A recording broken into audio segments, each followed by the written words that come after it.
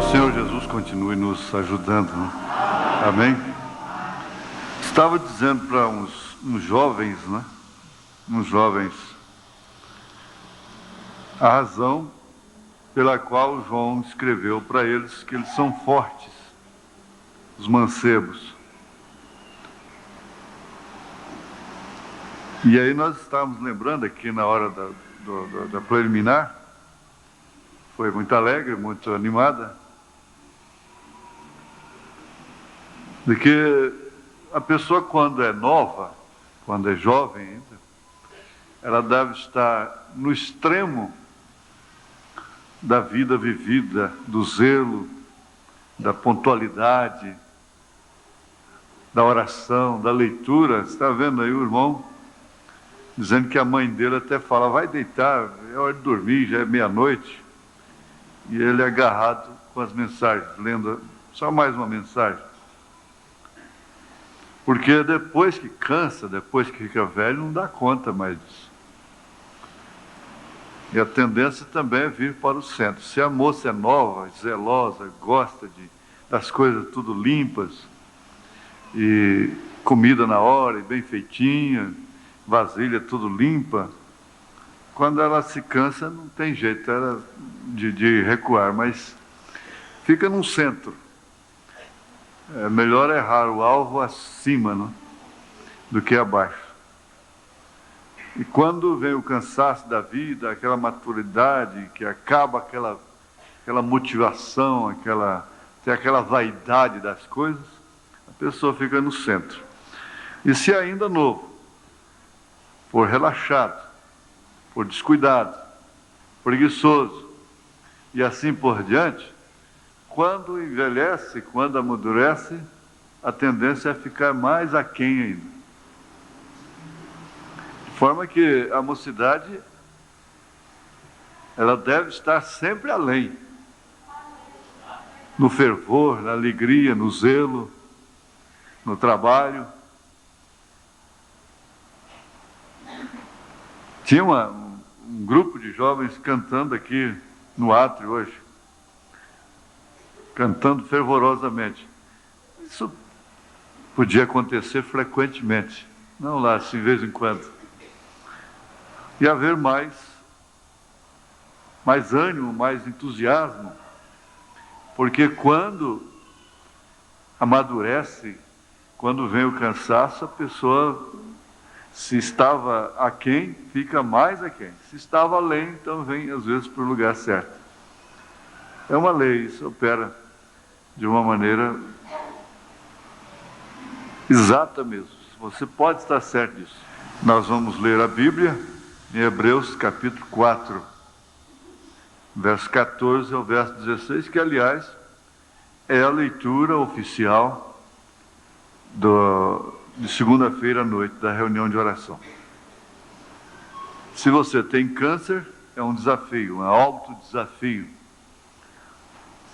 A palavra identificou quem era ele, Jesus. E vamos ver também as mesmas características. Nós vamos tomar a mensagem A Fé Perfeita e também Deus é identificado pelas suas características. Vamos ver o que está escrito em Hebreus 4, versos 14 e 16. A igreja está bem familiarizada com esse assunto, porque eu acho que é o tema oficial, deve ser o tema oficial das nossas reuniões de oração. Visto que temos um grande sumo sacerdote, Jesus, Filho de Deus, que penetrou nos céus, retenhamos firmemente a nossa confissão, porque não temos um sumo sacerdote que não possa compadecer-se das nossas fraquezas, porém um que, como nós, em tudo foi tentado, mas sem pecado.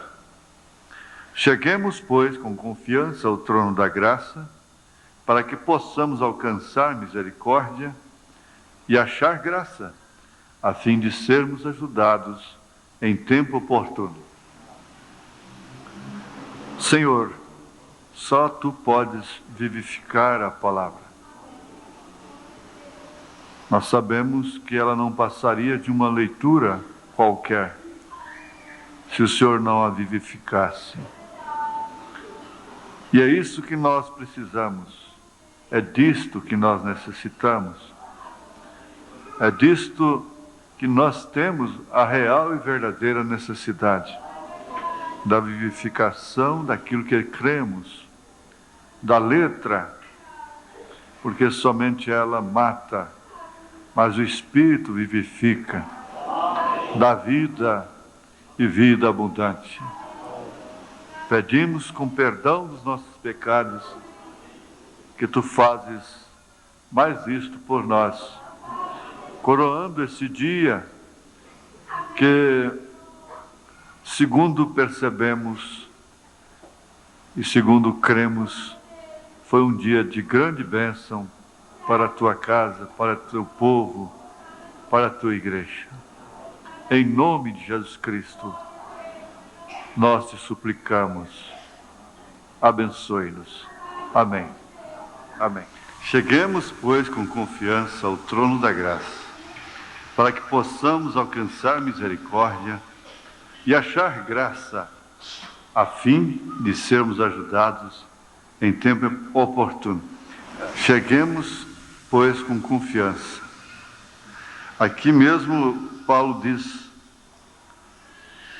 no capítulo 10, tendo, pois, irmãos, ousadia para entrar no santuário, pelo sangue de Jesus, pelo novo e vivo caminho que ele nos consagrou pelo véu, isto é, pela sua carne, e tendo um grande sacerdote sobre a casa de Deus, cheguemo-nos com verdadeiro coração, em inteira certeza de fé, tendo os corações purificados da má consciência e o corpo lavado com a água limpa, retenhamos firme a confissão da nossa esperança, porque fiel é o que prometeu.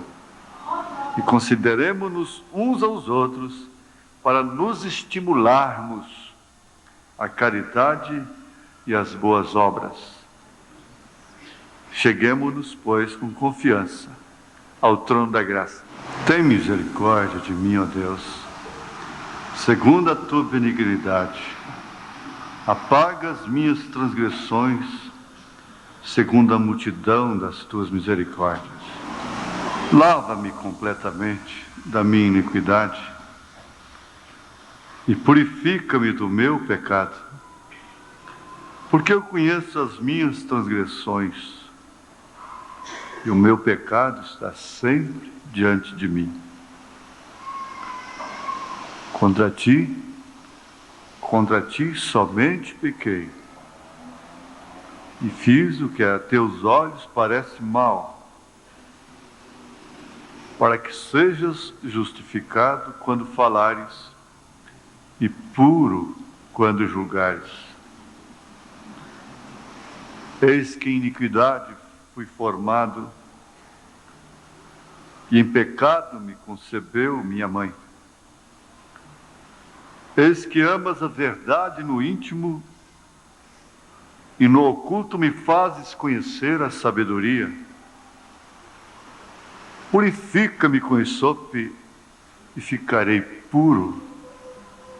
Lava-me e ficarei mais alvo do que a neve.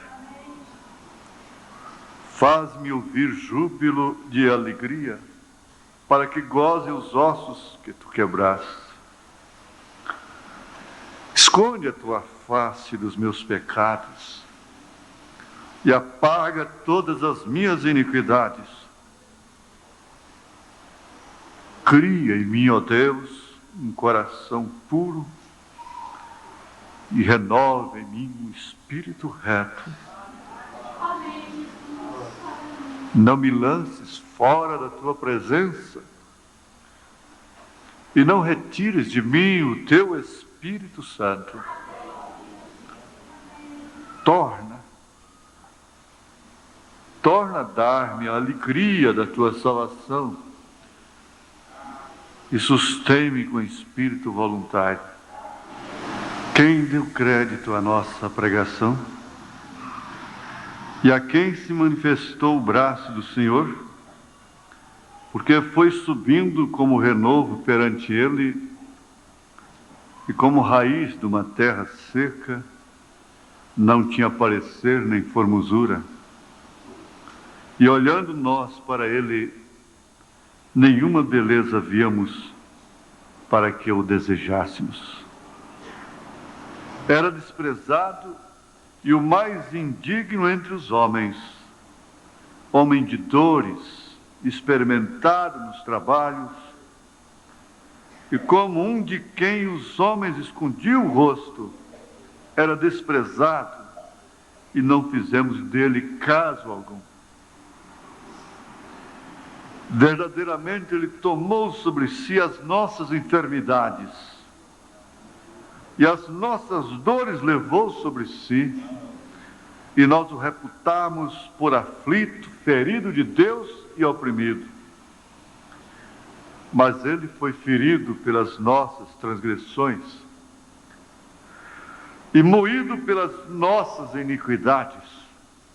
O castigo que nos traz a paz estava sobre ele, e pelas suas pisaduras fomos sarados. Todos nós andávamos desgarrados como ovelhas. Cada um se desviava pelo seu caminho, mas o Senhor fez cair sobre ele a iniquidade de nós todos. Ele foi oprimido, mas não abriu a sua boca. Como um cordeiro foi levado ao matadouro, e como ovelha muda perante os seus tosqueadores, ele não abriu a sua boca. Ele tinha identificação do que ele era. Como Daniel, como Sadraque, como Misaque e Abednego, lá em Babilônia. O rei da Babilônia construiu um estádio e o decreto lançou que o povo daquela província tinha que adorar o que ele criou. Mas 3 servos de Deus preferiram a fornalha e não quiseram adorar. E quando foram lançados, o 4º homem já estava lá. Verdadeiramente, ele tomou sobre si as nossas transgressões. Disse: um certo homem tinha 2 filhos, e o mais moço deles disse ao pai: Pai, dá-me a parte da fazenda que me pertence. E ele repartiu por eles a fazenda. E poucos dias depois, o filho mais novo, ajuntando tudo, partiu para uma terra longínqua. E ali desperdiçou a sua fazenda, vivendo dissolutamente. E havendo ele gastado tudo, houve naquela terra uma grande fome, e começou a padecer necessidades. E chegou-se a um dos cidadãos daquela terra, o qual o mandou para os seus campos a apacentar porcos. E desejava encher o seu estômago com as bolotas que os porcos comiam, e ninguém lhe dava nada. E tornando em si, disse: quantos jornaleiros de meu pai têm abundância de pão, e eu aqui pereço de fome. Levantar-me-ei, e irei ter com meu pai, e dir-lhe-ei: Pai, pequei contra o céu e perante ti. Já não sou digno de ser chamado teu filho. Faze-me como um dos teus jornaleiros. E levantando-se foi para o seu pai. E quando ainda estava longe, viu o seu pai, e se moveu de íntima compaixão, e correndo, lançou-se-lhe ao pescoço e o beijou. E o filho lhe disse: Pai, pequei contra o céu e perante ti, e já não sou digno de ser chamado teu filho. Mas o pai disse aos seus servos: trazei depressa o melhor vestido e vestilho, e ponde-lhe um anel na mão e alparcas nos pés. E trazei o bezerro cevado e matai-o, e comamos e alegremo-nos, porque este meu filho estava morto e reviveu, tinha-se perdido e foi achado. E começaram a alegrar-se. E o seu filho mais velho estava no campo, e quando veio, chegou perto de casa, ouviu a música e as danças, e chamando um dos servos, perguntou-lhe que era aquilo.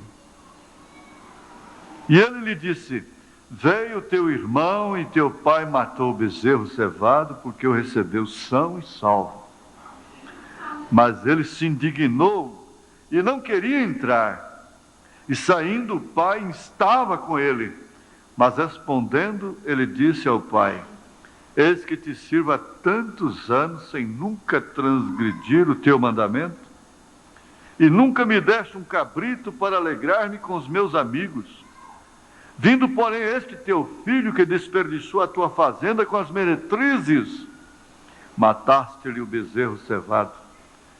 E ele lhe disse: filho, tu sempre estás comigo, e todas as minhas coisas são tuas. Mas era justo alegrarmos-nos e folgarmos, porque este teu irmão estava morto e reviveu, e tinha se perdido e achou-se. Amém? Bendito seja o Deus e Pai de nosso Senhor Jesus Cristo, o Pai das misericórdias e o Deus de toda consolação, que nos consola em toda a nossa tribulação, para que também possamos consolar os que estiverem em alguma tribulação, com a consolação com que nós mesmos somos consolados de Deus. Porque como as aflições de Cristo abundam em nós, assim também a nossa consolação abunda por meio de Cristo. Mas se somos atribulados, é para a vossa consolação e salvação. Ou se somos consolados, para a vossa consolação é, a qual se opera suportando com paciência as mesmas aflições que nós também padecemos. E a nossa esperança acerca de vós é firme, sabendo que, como sois participantes das aflições, assim o sereis também da consolação. Porque não queremos, irmãos, que ignoreis a tribulação que nos sobreveio na Ásia, pois que fomos sobremaneira agravados, mais do que podíamos suportar, de modo tal que até da vida desesperamos. Mas já em nós mesmos tínhamos a sentença de morte, para que não confiássemos em nós, mas em Deus, que ressuscita os mortos, o qual nos livrou de tão grande morte, e livrará, em quem esperamos que também nos livrará ainda, ajudando-nos também vós com orações por nós, para que pela mercê que por muitas pessoas nos foi feita, por muitas também sejam dadas graças a nosso respeito. São tantas horas que eu sinto grande tribulação. Às vezes me desanimo.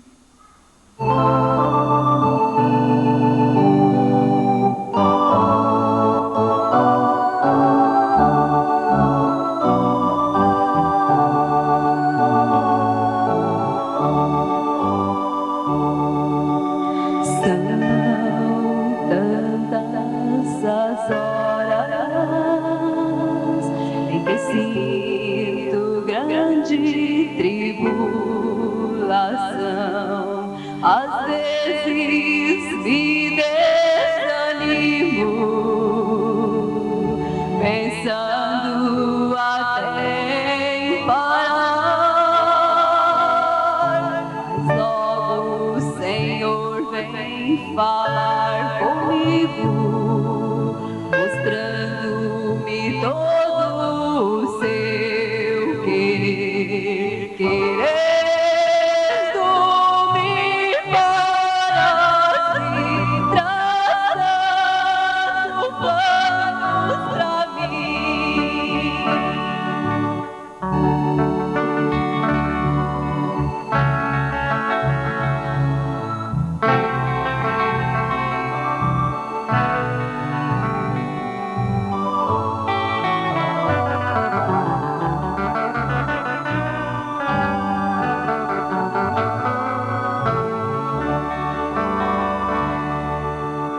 Tudo que tenho passado,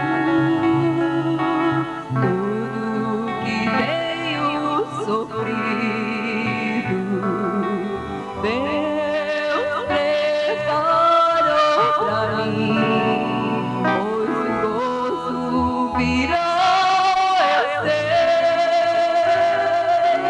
Cristo me fortaleceu.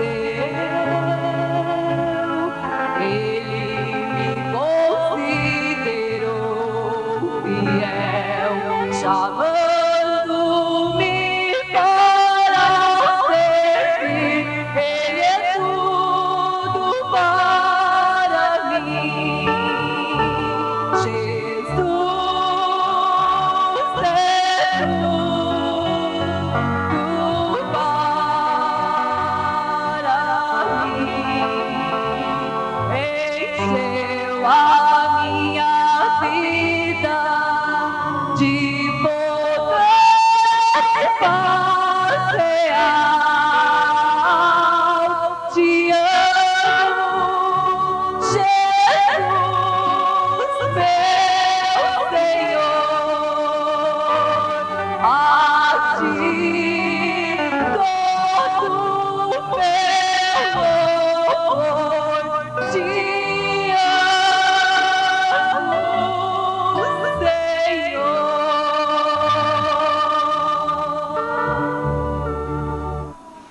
Visto que temos um grande sumo sacerdote, Jesus, Filho de Deus, que penetrou nos céus, retenhamos firmemente a nossa confissão, porque não temos um sumo sacerdote que não possa compadecer-se das nossas fraquezas, porém um que como nós, como você, como nós, em tudo foi tentado, em tudo, mas sem pecado. Cheguemos, pois, com confiança ao trono da graça, para que possamos alcançar misericórdia e achar graça, a fim de sermos ajudados em tempo oportuno. Na mensagem Fé Perfeita, se você tivesse câncer, até então, a doença mais maligna que existia era o câncer. Até então, porque hoje já existem outras, pelo menos outra, né? Então o profeta lança um desafio. Eu qualifiquei isso aqui de alto desafio. Alto. É um alto desafio. Um desafio enorme. Porque o câncer não tem que ser propriamente aquela célula apóstata, monstruosa, que começa a comer, obstruir, destruir o físico, o organismo, seduzindo as demais células apostatando-as todas. Há muitos males que podem ser chamados de câncer, que vão corroendo, comendo, esgotando, cansando, exaurindo e tirando das pessoas a paz, a segurança, a confiança, a ousadia de entrar no santuário. Isso pode ser considerado como um câncer. E o médico dissesse que você haveria de morrer antes do amanhecer do dia de amanhã, porque tudo estava muito mal. Tudo estava muito mal. Tudo vai de mal a pior. Você está ouvindo a palavra, você está concordando com a palavra, mas você está sabendo que você não saiu daquele espírito, que aquele mal está em você. Você sabe que você nem vai lutar contra aquilo. Você sabe que quando chegar em casa, você está comendo aquilo.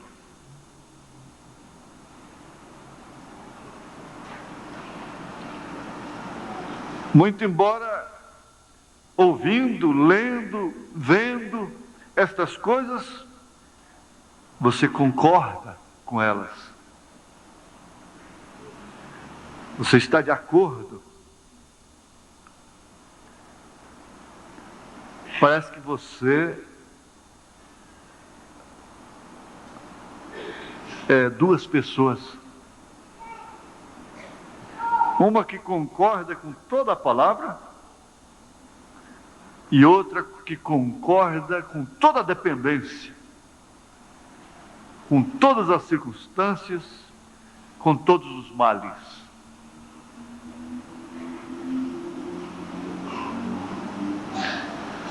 O alto desafio continua. O coração, a respiração está quase zero.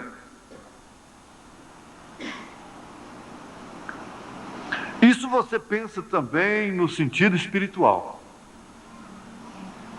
O coração, o estímulo, o entusiasmo, a ousadia, a confiança está quase zero. O câncer tem comido aquilo. A televisão comeu.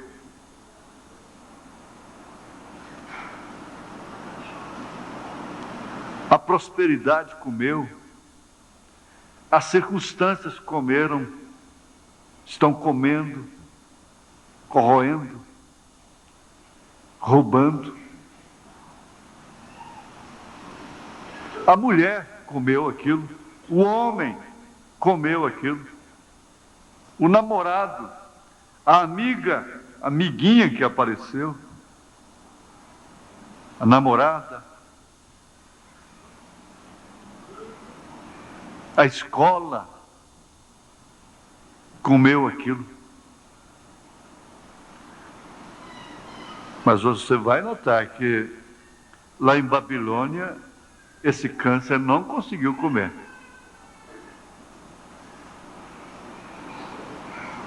Ele sempre esteve na terra.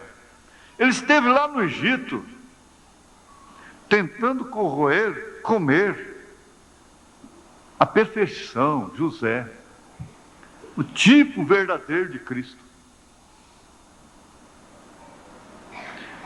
Ele tirou o filho de casa e fez dele um pródigo.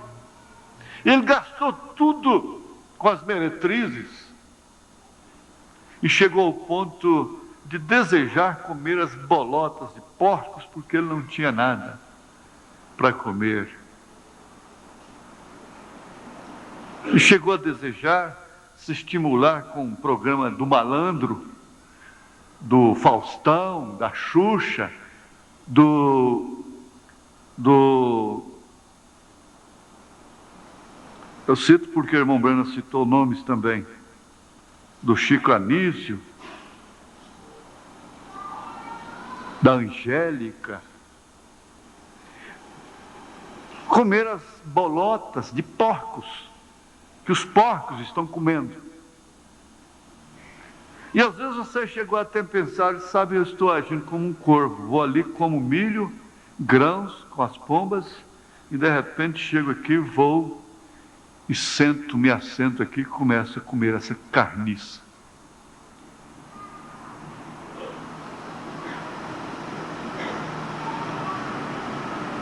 E você vê esse câncer comendo o casamento,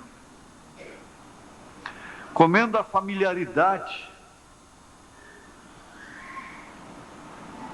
a confiança da esposa para com o marido, do marido para com a esposa, o respeito mútuo entre si, o respeito mútuo do lar, quando os filhos ainda chamavam os pais de Senhor, se é que a nossa língua não tem um outro termo.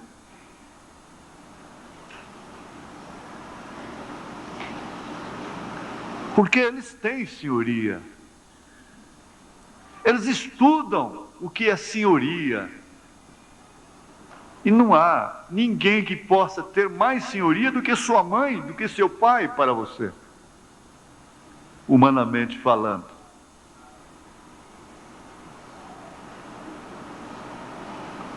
O câncer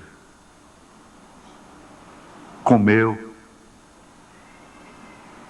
a locusta, o purgão. Então o profeta diz aqui nesta mensagem que esta é a razão de não podermos liberar a nossa fé, a nossa confiança neste sumo pontífice, neste sumo sacerdote da nossa confissão. Hebreus 4. E Hebreus 10, tendo ousadia para entrar no santuário. Comeu tudo. Respeito mútuo, respeito à cidadania, do cidadão aí fora. A mulher não inspira respeito, ela não tem atmosfera que chama respeito para si. O profeta diz, ela tem atmosfera para que o carro seja buzinado para ela,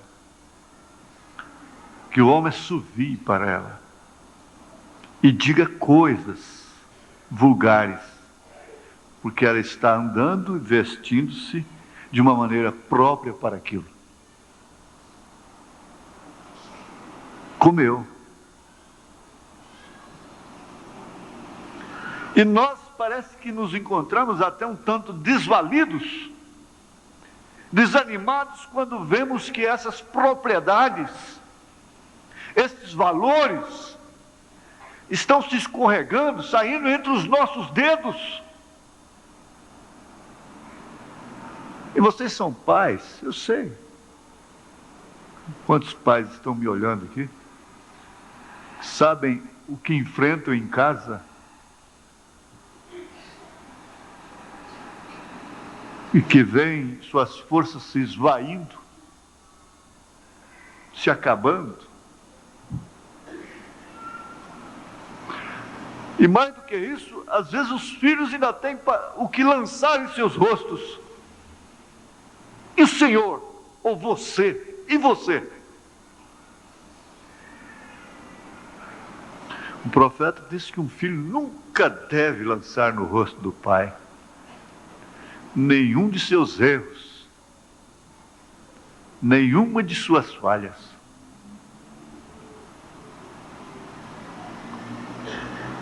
Vocês querem ser abençoadas, vocês querem ser abençoados, e nós sabemos disso e não estamos aqui para nos apunhalar, para nos sangrar a nós mesmos, porquanto não somos profetas de Baal, Mas estamos aqui para ver-nos a nós mesmos nesse espelho, no espelho da verdade. E nesse sentido, é bom que não sejamos felizes. Nesse sentido, é bom que o sacerdote troque o riso pelo pranto.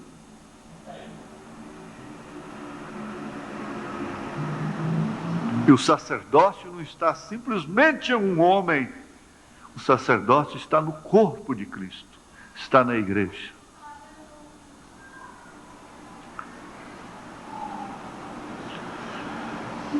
O câncer tem comido. A respiração está quase zero. O sangue está todo contaminado.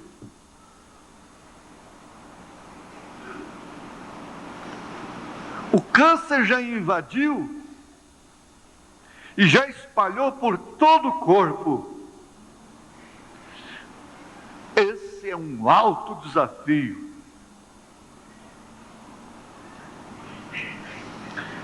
Porém, algo lhe vem com a substância desta fé genuína, a fé perfeita. E esta substância ancora em você. Então você poderia rir na presença do médico, que neste caso é aquele que está diagnosticando, como um promotor, como um acusador, como um sentenciador, como um juiz que está sentenciando. Você vai morrer.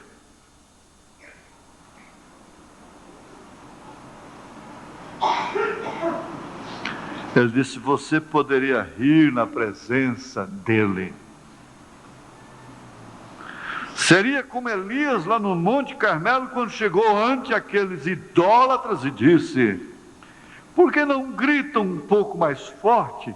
Talvez seu Deus esteja ocupado com algo. Ele sabia o que tinha que fazer, porque Deus já lhe havia dito tudo o que sucederia.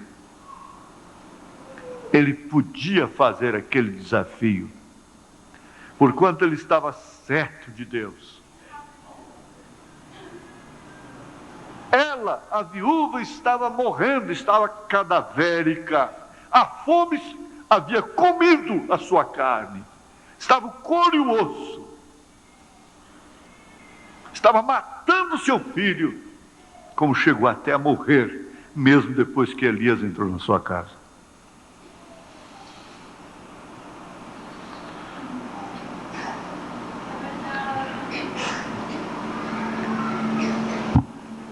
Elias entrou nesta igreja. Amém. Entrou na nossa casa. Portanto, entrou na sua casa. Poderá haver até morte.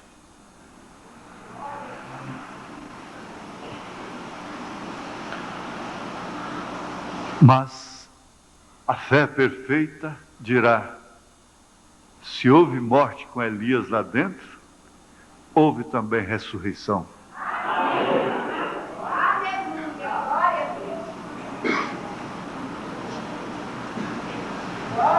Então, a essas alturas, nós estamos diante de um alto desafio.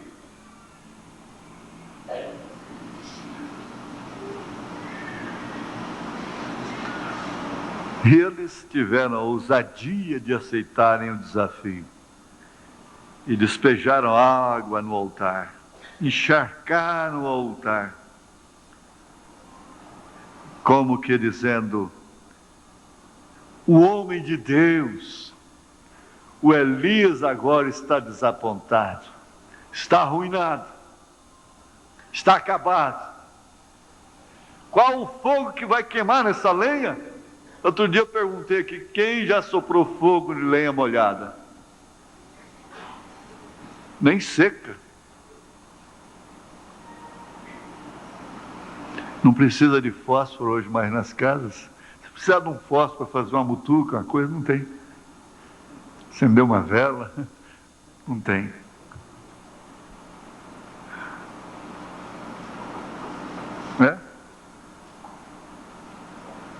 Eles encharcaram a lenha. Eles encharcaram a lenha. Essa igreja não pega fogo mais, ela está encharcada. Esse povo não pega fogo nele mais. Essa lenha não tem jeito mais de ser queimada, não pega fogo aqui. Essa carne está encharcada, mas ela será queimada pelo fogo, o batismo do fogo virá. Aleluia, glória a Deus. Está encharcada, porque eles derramaram a água à vontade. Eles aceitaram o desafio, o alto desafio de Elias. Mas quando Elias falou a palavra, foi o suficiente. Foi como ligar um fogão elétrico. Tchim! Aleluia! Aleluia!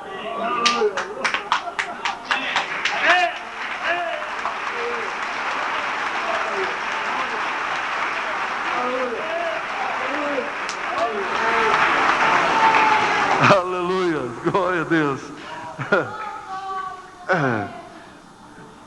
Pode ter fé, não precisa ter medo de ter fé, não. Não precisa, não. Ah, mas eu estou encharcado. Deixa. Apenas continue no lugar certo. Apenas continue aí, no altar. Seja o altar do desafio. Seja o altar, mesmo encharcado, como está. Deixa que o fogo de Deus se encarrega disso. Aleluia! Sem uma sombra de dúvida. Sem nenhuma sombra de dúvida. Mas não dá para continuar mais. Não dá mais, não. A gente tem que sempre deixar um pouquinho. Você nunca deve comer até se sentir cheio. Você tem que sempre largar o prato quando está com um pouquinho de vontade de comer mais. Sabia disso? Sabia disso, irmão? É porque a gente, quando a gente está cavucando mensagem, caçando de cá e de lá, é custoso. Começa a suar frio, aquela coisa toda, e mete o porrete à torta direito. Porretinho. Tem pastor que já carrega um porretinho torneado. Mas, quando a mesa está farta, você não pode comer muito, não. Você tem que sempre parar quando está com vontade ainda. Esse é o segredo de manter a forma. Você quer manter a sua forma, não vai ficar só beliscando com medo, não. Você vai ficar gordinho mesmo, não adianta. Quem tem medo, fica mesmo.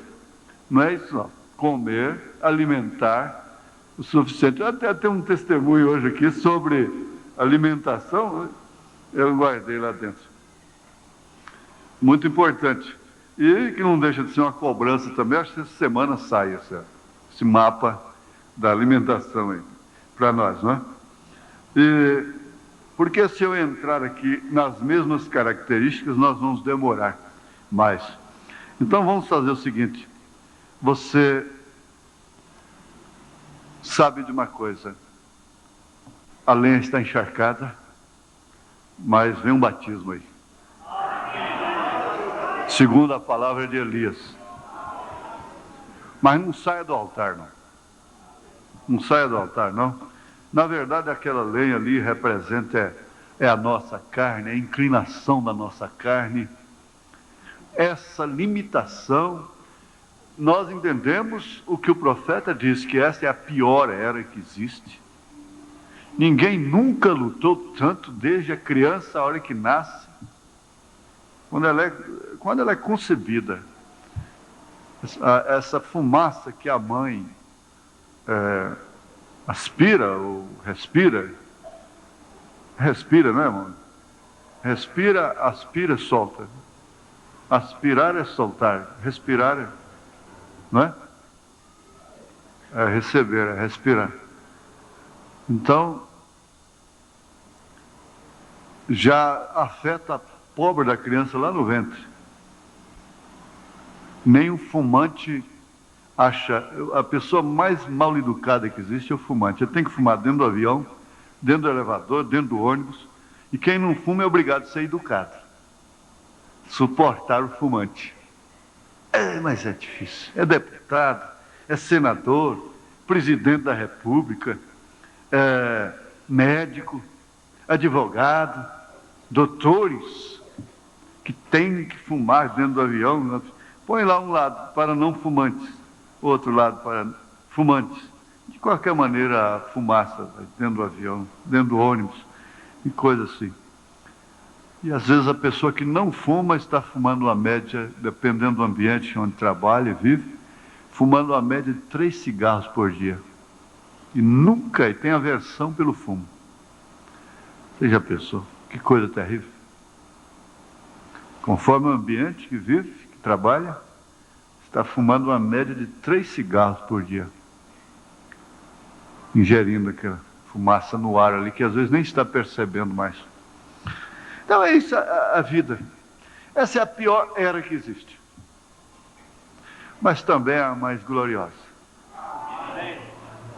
Jesus é um ótimo mestre cuca. Ele vai apertar o botãozinho do fogão na hora certa. Ó. Amém? E o fogo vai pegar mesmo. Graças a Deus. Aleluia. Glória a Deus. Aí não tem... Quero ver onde está a morte, onde está o câncer, onde está a sua vitória. Fiquemos de pé, irmãos.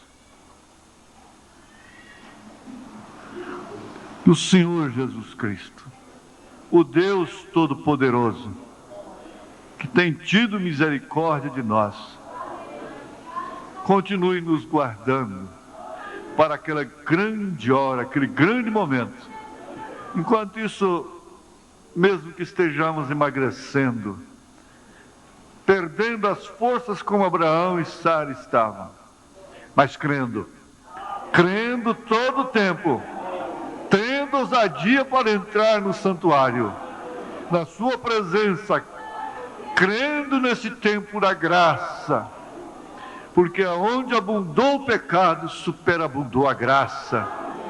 O Senhor agora põe a mão sobre você e te cura pela palavra que você ouviu, que você crê, em nome de Jesus Cristo. Aquele a quem você representa nesta hora, seja também alcançado pelas virtudes dos céus, que o poder de Deus, da pirâmide divina, de fé, virtude, conhecimento, temperança, paciência, amor fraternal e amor, possa operar nesse instante em favor de todo o corpo de Jesus. Aleluia, glória a Deus. Senhor, põe a tua bênção, a sua bênção sobre ti, em nome de Jesus Cristo. Amém, Senhor. Amém. Aleluias. Aleluias. Você é um pregador do Evangelho também, e você está aqui por uma boa causa. Você não está doente, você está em necessidade e você quer um avivamento pentecostal para começar em sua igreja. Todos nós queremos isso. Vamos todos ficar de pé por um avivamento pentecostal.